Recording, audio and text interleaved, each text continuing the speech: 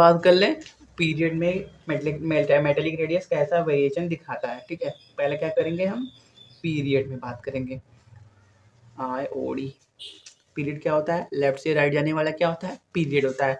जैसे हम बात करें लिथियम की बेरिलियम की, ठीक है, लिथियम की बेरिलियम की बात करें तो लिथियम में क्या है एटॉमिक नंबर 3, बेरिलियम का एटॉमिक नंबर 4।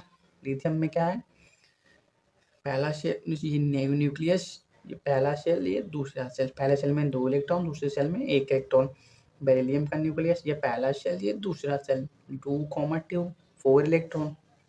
आपको एक बात मालूम है, जैसे जैसे नंबर ऑफ इलेक्ट्रॉन इंक्रीज होता है क्या होता है इफेक्टिव न्यूक्लियर चार्ज इंक्रीज होने लगता है। देखो on moving left to right in period क्या क्या हो रहा है, जो एक्स्ट्रा इलेक्ट्रॉन आ रहा है, एक्स्ट्रा इलेक्ट्रॉन का मतलब यहाँ पे 2,1 था, 1 इलेक्ट्रॉन आया, यहाँ पे 2,2 है। जो दूसरा इलेक्ट्रॉन एक्स्ट्रा आया वो किस में गया, दूसरे सेल में ही गया। क्या होगा on moving left to right in period, पहले क्या होगा सेल कांस्टेंट रहेगा। सेल कांस्टेंट रहेगा तो क्या होता है स्क्रीनिंग इफेक्ट क्या होता है कांस्टेंट रहता है। देखो ये सब कोवेलेंट आयनिंग में पूरा क्लियर बता चुका हूँ क्यों होता है, इसलिए यहाँ पे ज़्यादा हम टाइम नहीं लगाएंगे। सेल कांस्टेंट तो screening effect constant.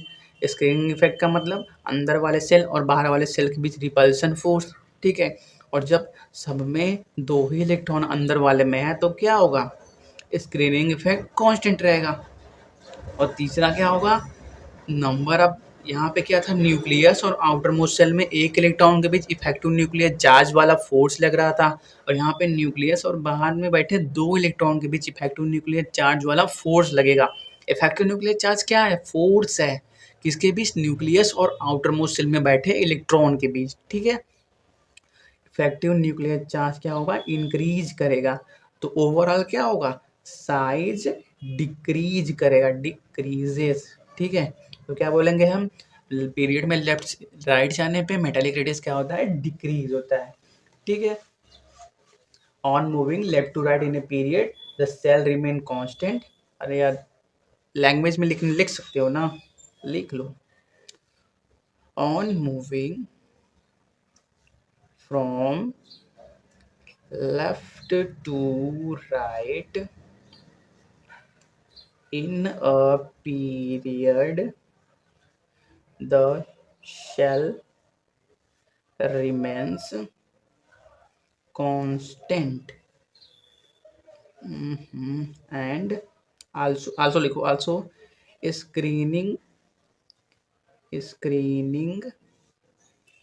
effect constant हो गया। उसके बाद क्या लिखोगे but the electron goes on increase क्यों होगा क्योंकि एटॉमिक नंबर इंक्रीज होगा। Results in the increase in effective nuclear charge or hence the metallic radius decreases, ठीक है। क्लियर हो गया। आपको अगर लिखना हो तो लिख भी सकते हैं डिक्रीज EAS, ठीक है। ये बात हो गया पीरियड का। अब हम बात किसका